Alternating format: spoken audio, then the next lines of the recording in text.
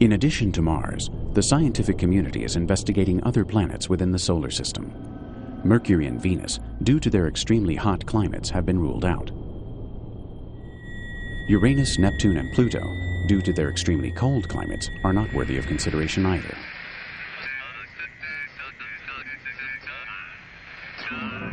Saturn and Jupiter are the only two left, two gassy giants where life seems impossible. These planets, however, have satellites orbiting around them that are arousing scientific interest.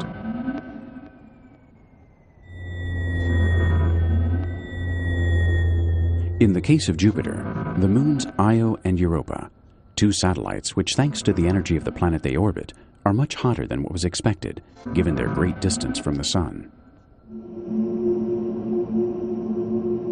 Io is the satellite with the most volcanoes in eruption in the entire solar system, which is a positive symptom. Due to the history of the Earth, it is known that volcanoes can play a fundamental role in the generation of life. In contrast, however, signs of water have not been detected yet, which for the moment reduces the hope of finding life.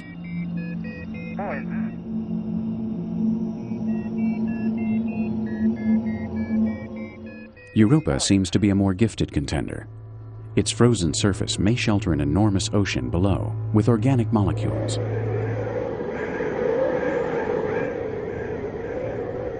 If these were to exist, just as it happened on Earth, the discharge of some kind of energy may provoke the appearance of life. And in this aspect, there are also indications that the moon Europa has volcanoes, which is why some scientists hope that life exists or has existed there. So Mars is our best candidate, but on a longer time scale, I think the exploration of Europa is going to be interesting.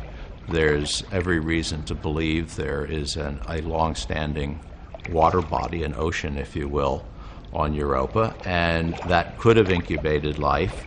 It may actually have a higher probability than Mars of actually having still living organisms. So we might be able to look by biological techniques for life on Europa, whereas on Mars, I think largely it's going to be a paleontological exercise.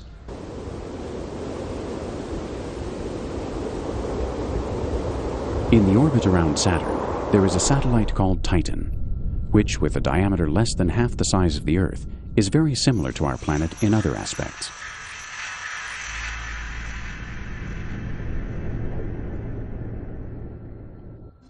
In 1980, the Voyager 1 spacecraft passed by Titan at a distance of 7,000 kilometers, which enabled it to carry out a detailed study.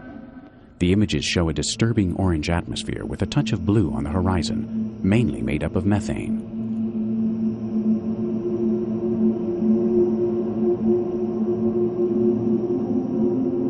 According to the scientists who studied the data, the smell of the air of Titan should be like the inside of an oil refinery.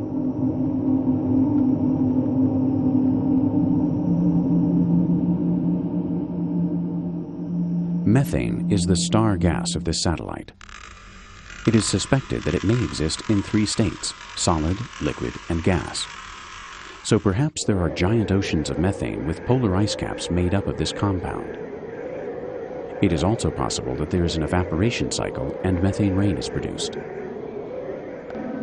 If this were true, it could be compared with the Earth and water, as if methane were able to fulfill the role that water plays on our planet. In this case, cells could exist that have methane in their interior, just like ours have water. If this hypothesis of methane beings were true, we would be dealing with organisms that live at very low temperatures with very slow biochemistry. One of the key attributes for life on Earth is the presence of water. And I think it's fair to say that in most astrobiological exploration, people look for water first. And then if there is water on a planet or a moon, then perhaps there will be some sort of life. So the question becomes, is there another substance that might do the same job as water? And it has been suggested from time to time that methane could be a substitute for water as a substrate for life. If so, it's not easy to imagine what kind of life that would be. Certainly it would not be a life that would be easily recognizable in terms of our experience on Earth. Whether or not it's impossible, I don't know, but I would certainly think it would be much less probable than a life that is based on a watery environment.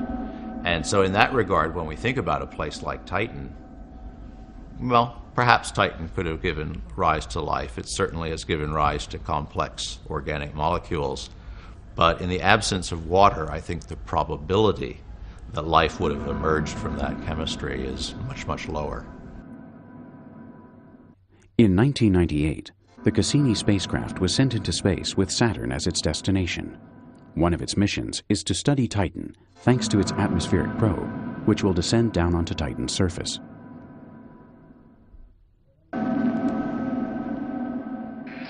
This will take place in 2004.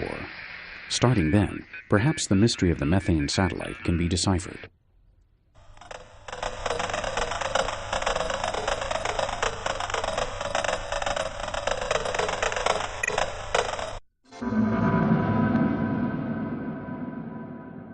The first explorations of the solar system have not provided proof of extraterrestrial life. But the absence of evidence, as paradoxical as it may seem, increases the belief that life is possible. The mechanisms of life are better understood today. Furthermore, it is also known that life can develop in much more open conditions than was originally believed. The question is, what kind of life are we dealing with? Instead of beings with antennae and extraordinary abilities, more realistic scientists assert that there is no intelligent life in our immediate cosmic environment. It's one thing to find unicellular organisms on a planet, but it's something very different to believe that these beings necessarily evolve into such complex forms as human beings.